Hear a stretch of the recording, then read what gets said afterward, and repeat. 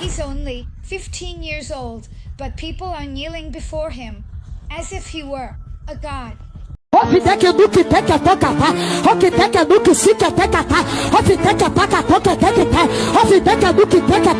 Miguel Oliveira, the young prophet, with millions of followers on the internet, has become a sensation on social media, with sermons about supposed miracles, many with questionable evidence.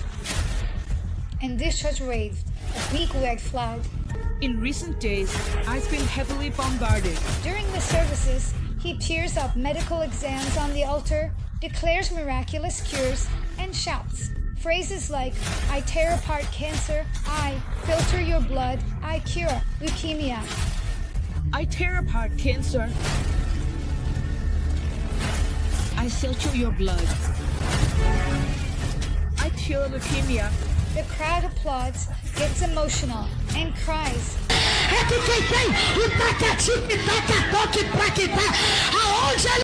But while his followers cheer, the movement of questioning begins to grow, and the question lingers in the air. Is this faith, or is it a spectacle? How far does the human Sada go in trying to recreate the divine? To become the divine? And who is behind this child, shaping a distorted Christian model, charging up to 10,000 reis to minister? A phrase she said went viral. When someone stated, Jesus is my shepherd, he replied, that's tied up. My shepherd Jesus is really tied up. It's tied up, and may it never be untied.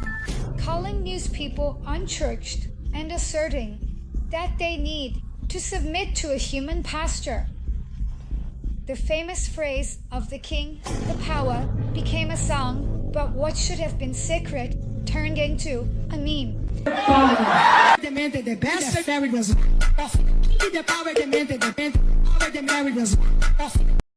Turned into confusion. Justice intervened. The Child Protection Council prohibited Miguel from preaching and publishing.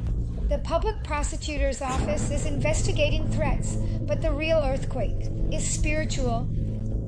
How many people today are thirsty for God, but only find performance, manipulation, and noise?